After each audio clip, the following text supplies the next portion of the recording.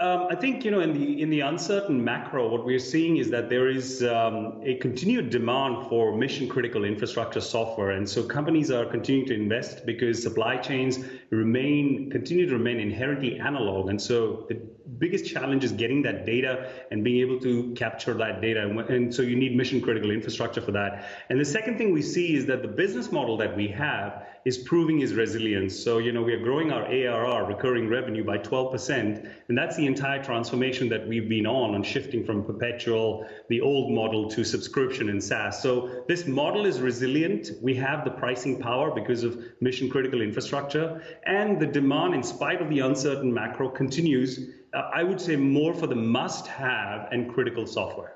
Sanjay, can I just get into that a bit more? The mission critical software that you're talking about here and having pricing power, at what point does that change where you've got major businesses maybe saying to you, look, in this environment, we can't keep on paying the higher and higher prices at this stage? When does the pushback happen?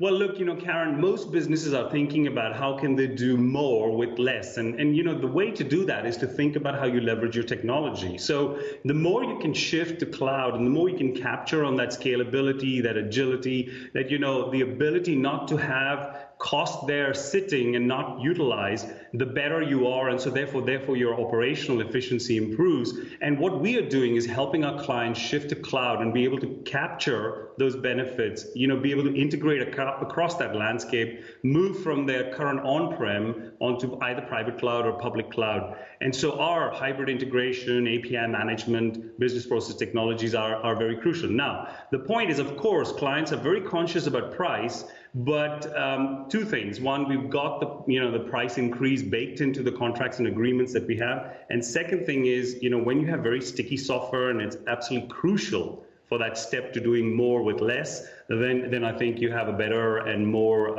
engaging conversation with your client.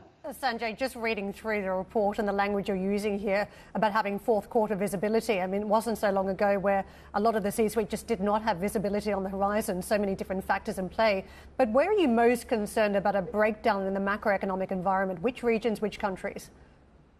Yeah, Karen, before I talk about regions, I would say we should, kind of slightly differentiate between the macro, where of course you've got supply chain, the war or the energy crisis, and inflation and interest costs. So it's natural that there is a high level of pessimism and concern in the overall, kind of environment. But if you unpack that a bit and you think about digital really, and you think about the shift to digital, physical to digital, that momentum is still continuing. Now, it may not be as fast as probably 2 years or 3 years ago, but that momentum and that acceleration is still there. So I just think it's better to unpack that to understand the dynamic a bit better. On your part about regions, I think we see the US still is very strong, continuing. I think maybe the next 6 to 9 months will tell, the impact of inflation and interest rates and see whether we see a bit of slowing down. But for the moment, we see the US economy is very robust. In Europe, we do see, that impact and a bit of slowdown.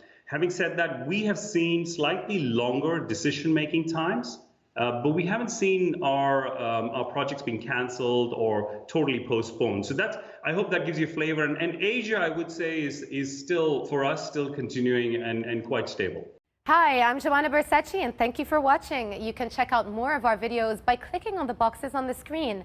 And don't forget to subscribe to our channel for more from CNBC International. Thank you for watching.